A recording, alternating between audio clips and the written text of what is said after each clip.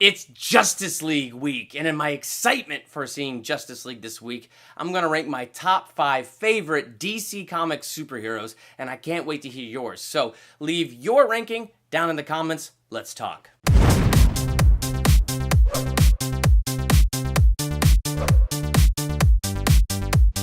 Welcome to Durbania, I'm Durbin, and this is my top 5 ranking of my favorite DC Comics heroes. It's Justice League week. I can't believe that in just a day or two, I'm going to see Justice League and the review's going to be up here on my channel.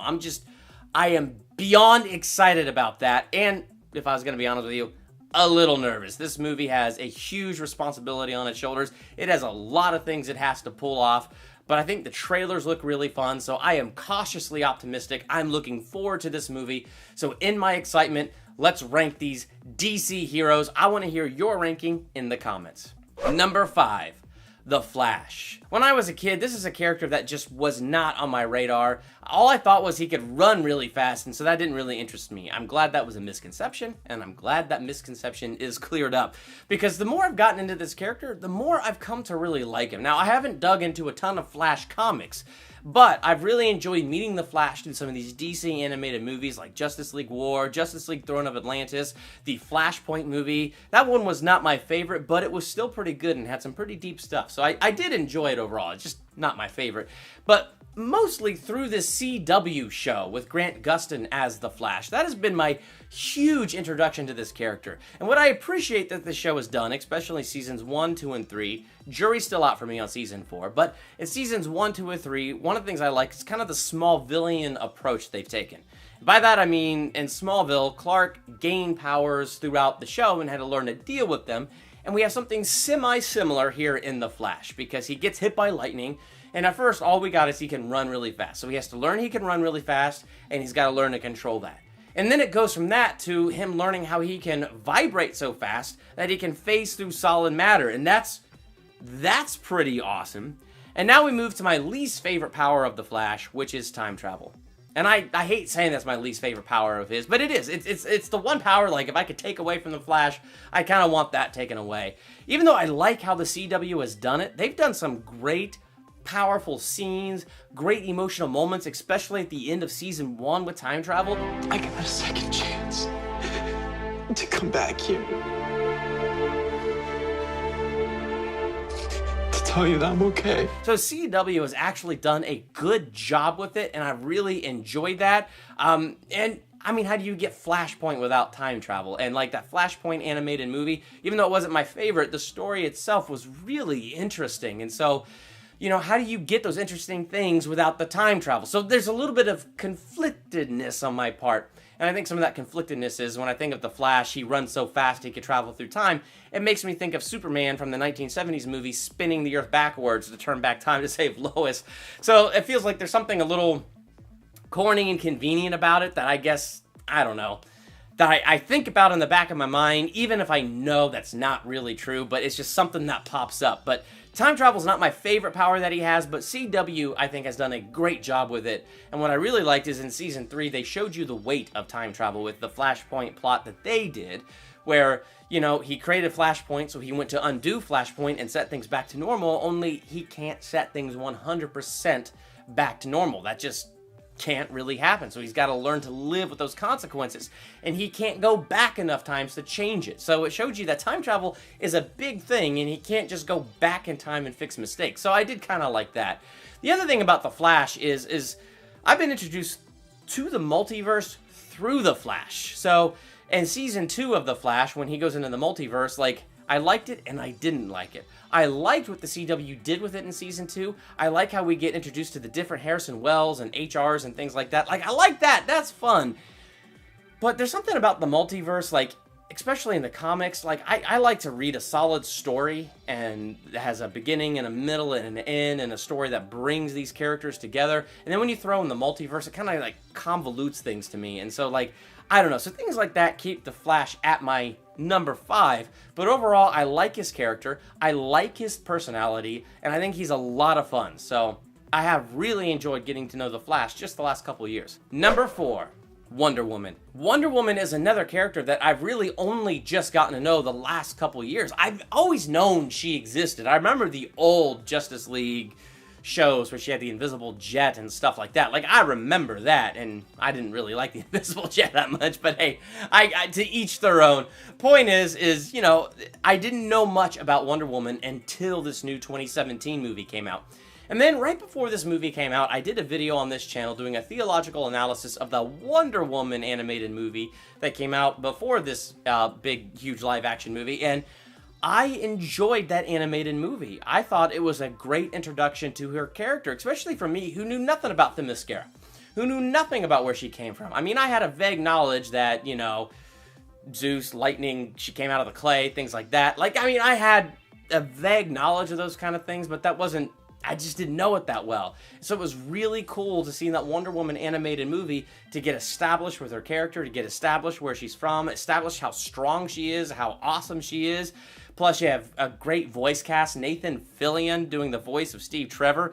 Yeah, that's pretty awesome. So I thought, like, a lot of that, I had a lot of fun with that movie, and it didn't ruin the 2017 movie for me at all. Not just because the 2017 movie's in World War I, just because they followed the same themes and they did follow the same origin story, but it was just interesting. They're two different takes and the two different themes they took on it, and so that was just so fascinating to me. But in both the live-action movie and the animated movie, I found that she's a pretty inspiring character. Like, she's got a lot of hope. It's really cool to see how smart and full of wisdom she is in a lot of ways, and then interacting with our world, leaving Themyscira, how naive she is in other ways. But, you know, she's so confident and stuff like that. Like, it all flows and worked together and brought about good humor, strong character. And so, based on what I saw in that animated movie, if you haven't seen it, check it out. Link in the description below. Worth checking out.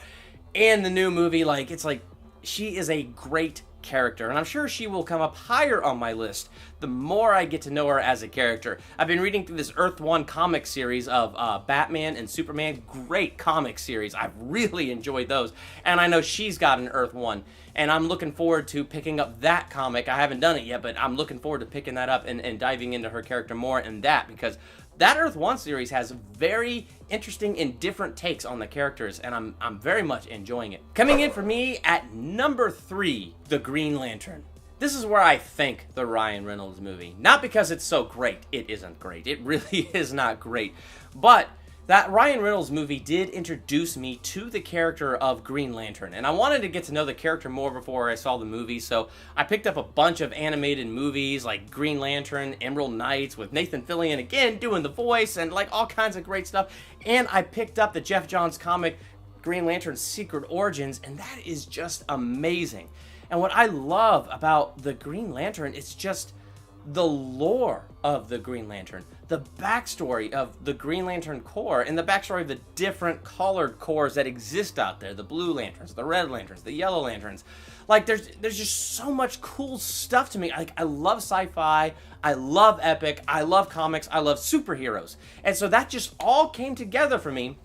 And I think Green Lantern is a great character who has not yet had a fair shake in the movies, but I hope he's got one coming soon, because those comics are good. He's got some amazing backstory that I would love to see us dive into. And the whole thing of will, like, that's his power. It's will. It's not just the ring. It is the ring, but it's will that activates the ring. It's got to be something in him that is strong. And one thing I liked about the movie is they emphasize the fact that it's not about not having fear, but it's about having the ability to overcome fear. And that's a story that really speaks to me. On so many levels, the idea of overcoming fear, of being bold, of stepping out like that, those kind of stories really speak to me, where I can watch a character who is afraid move past that fear and not let that fear control them. And to me, like, that's the Green Lantern. It's what his story captures for me. And so I've really enjoyed getting more into the character of the Green Lantern, read the whole Dark Lantern saga, is that what it's called? Blackest Night saga. So I read that. That was really interesting. I find the Green Lantern to be such a fascinating story, and I really hope they find a way to capture that on the big screen here real soon. These two heroes here, my top 1 and 2, are my absolute favorite. And throughout my life, they've kind of interchanged that position. But here we go, talking about it, where they are now. Number 2, Batman. Love Batman. Always loved Batman. When I was a kid, dug the Adam West show, man. I just dug that show. I don't know why. It's bad, but you can't look away. And it's fun. And so, like, to this day, I have nostalgia connected to that, especially the Adam West Batman movie that they did. Oh, man, I watched that one back as an adult. I couldn't believe what I was watching. Oh, my gosh. But anyway, Batman has just always been one of my favorites. Tim Burton with that first Batman movie with Michael Keaton and Batman Returns. Those things just blew me out of the water. And then, in such a great Batman history, before we hit Batman Forever and Batman and Robin, before we hit that, we had Batman Returns, and then we got Batman the Animated Series. Oh my gosh! Loved that show. I mean, I didn't read a lot of comics when I was growing up as a kid, but I dug things like that, and Batman the Animated Series was such a great introduction for me into Batman's rogues gallery and who all these bad guys are and how he defeats them, how Batman thinks. Oh my gosh. I mean, I still love Batman the Animated Series. In fact, I've been watching on Amazon Batman the Animated Series and Superman the Animated Series just back and forth. They're both such excellent shows, but that Batman the Animated Series, it just takes the cake, man. Oh my gosh.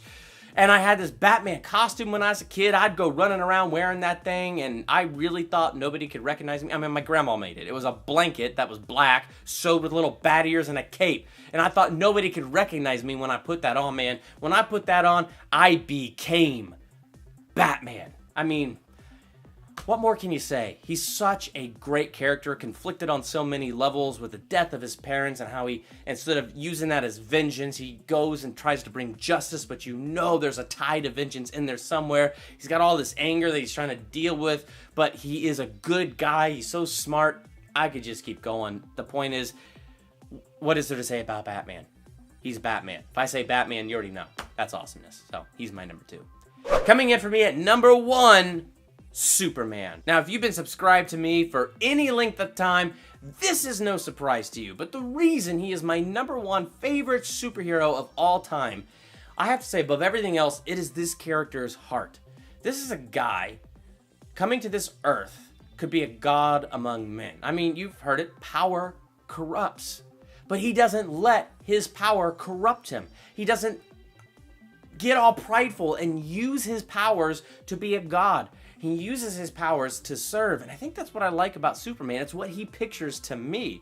He is a hero of the light. He spends time in the sun, in the light, and absorbs that light. That light gives him powers and abilities, and he uses those abilities to serve even the least of these. And it reminds me of what I should be doing in my life. Spending time with Jesus, in the light, letting that light in my heart, and the gifts and abilities he gives me, I serve others. And I just feel like Superman is such a picture of that gift. He's such a picture of what you should do with the gifts given to us in life. He's such a picture of a humble heart, because he could be a god. He could rule. He could conquer the earth. He could conquer faster than Alexander the Great. He could be the greatest villain this earth has ever known. And instead, he chooses to serve. And there's something about that picture I love. The other thing I love about this character is just the lore, the Kryptonian lore, and his background and where he comes from. In all different Superman iterations, you have different versions of his Fortress of Solitude. Man of Steel, it's that ship. You know, the Christopher Reeve, it's the Ice Palace, same with Smallville.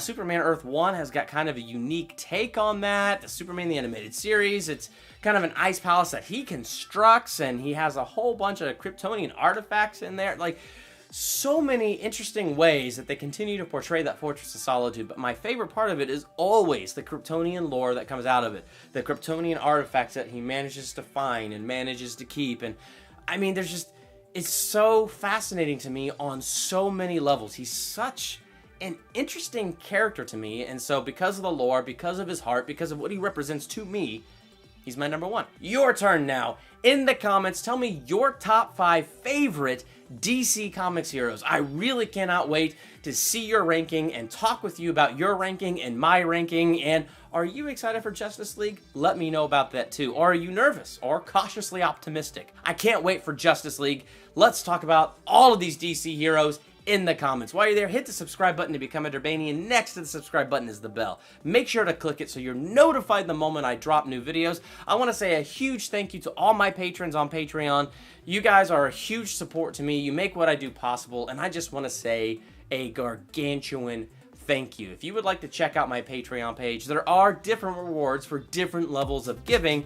At one level, it'll let you pick a movie for me to review if I have not already done it. Another level will let you pick a theological analysis for me, so pick a movie for me to do an analysis on and a movie to review. So like, there's different levels and different rewards, and I look forward to hearing from you if you would like to check that out.